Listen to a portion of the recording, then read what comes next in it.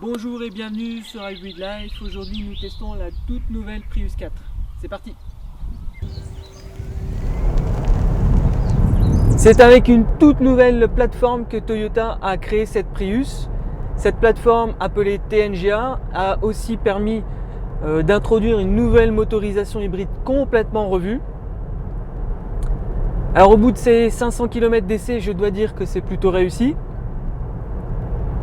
Grâce au TNGA, la structure est plus rigide, elle tient mieux la route et elle est nettement plus confortable. Le train avant a été revu et le train arrière est désormais multibras. Alors tout cela bénéficie à la tenue de route, mais ça n'en fait pas pour autant une sportive. La Prius 4 est enfin au niveau de la concurrence côté tenue de route. Le TNGA a permis une plus grande rigidité, ce qui profite au confort et à l'insonorisation. En revanche, l'insonorisation des bruits de roulement et les bruits aérodynamiques sont en retrait par rapport à ce qu'on attendait avec une telle plateforme et tout le marketing qu'a pu effectuer Toyota sur cette question. Je trouve que les bruits de roulement en 17 pouces sur cette version lounge sont encore trop présents et les bruits aérodynamiques, c'est probablement dû à l'absence de certains joints, notamment au niveau des bas de portière. Et je pense que d'ici peu, sur le forum, nous pourrons vous donner des éléments pour améliorer ce point qui me semble perfectible. Alors, ce côté insonorisation un peu juste, c'est vraiment dommage parce que côté motorisation, là, on frôle le sans faute. Cette voiture a un moteur qui est maintenant très discret et dont les montées en régime sont plus en corrélation avec l'accélération. Ce qui procure un agrément de conduite très sympathique. En effet, le thermique a un rendement d'environ 40%. Les réductions faites côté frottement ont porté leurs fruits. Il monte donc plus vite en température et permet d'utiliser plus souvent les phases électriques qui sont permises par l'amélioration du rendement à la fois de l'électronique de puissance et l'amélioration du rendement de la batterie. Cela nous conduit naturellement à parler de la consommation. Au bout de 400 km, je suis à 4,2 litres de consommation avec environ un tiers du temps en phase électrique, sachant que j'ai alterné les autoroutes, les voies rapides, la ville, notamment en passant tout Paris de Vaucresson jusqu'en Seine-et-Marne,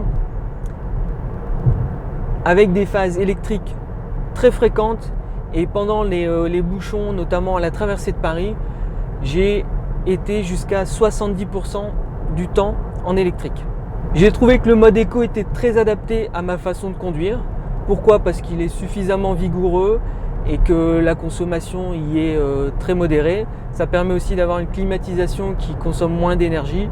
Bref, c'est un mode que j'ai trouvé très intéressant, même si le mode normal pourra apparaître plus intéressant pour les plus pressés d'entre vous. Côté finition intérieure, les progrès sont réels. La voiture est plutôt bien finie.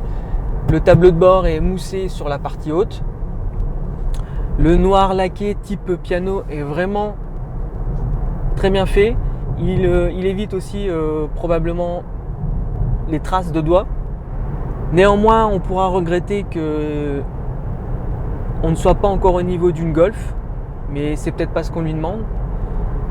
On lui demande d'être plutôt bien construite et je trouve que c'est plutôt bien agencé. Je regrette quand même un écran multimédia de bonne facture placé un petit peu trop bas. Les écrans multifonctions sont très bien fournis et à noter que beaucoup de nouveaux compteurs sont apparus, notamment pour gérer donc votre conduite, pour gérer tous les équipements du Toyota Safety Sense et pour aussi vous permettre d'avoir des historiques de consommation, ce qui n'existait pas de manière intéressante dans les versions précédentes des Prius. J'ai une remarque cependant, même si j'aime beaucoup cet aspect biton sur cette Toyota Prius 4, je trouve que la partie claire ici côté tableau de bord peut être gênante en cas de fort ensoleillement, donc il faudra prévoir les lunettes de soleil. non pas qu'elles se réfléchissent sur le pare-brise, mais qu'elles augmentent fortement la luminosité face à la conduite. J'ai trouvé qu'avec l'insonorisation qui est quand même nettement améliorée, malgré les remarques que j'ai faites précédemment, que le son était plutôt bon. Ici on est équipé de JBL et qu'avec la partie Bluetooth et le pilotage d'un smartphone, on avait un son de très bonne qualité. Dans la partie aide à la conduite, le plus appréciable selon moi est le radar adaptatif qui permet donc d'être dans une circulation même embouteillée et qui va adapter la distance et va vous permettre d'avoir une conduite beaucoup plus apaisée, ce qui reste dans l'esprit de cette voiture. Pour finir sur l'intérieur, les sièges sont plutôt bien faits, bien dessinés, on y est très bien assis, on a un bon soutien lombaire, on a un soutien aussi au niveau des épaules, c'est plutôt bien fait et très confortable. J'ai un petit peu de critique à faire côté rangement. Donc effectivement, la partie ici permet de positionner un smartphone et de le recharger par induction, c'est très bien, mais on perd un peu de place. D'autant qu'on n'a qu'une seule boîte à gants et qu'elle est franchement rikiki. Côté coffre, on a gagné un petit peu en profondeur, mais on a perdu en seuil de chargement, c'est-à-dire quand on aura des grands objets à mettre, siège rabattu, on sera un petit peu pénalisé par une hauteur côté siège qui est plus importante de par le recul de la batterie côté fauteuil arrière et probablement dû aussi au train arrière multibras qui prend un tout petit peu en hauteur.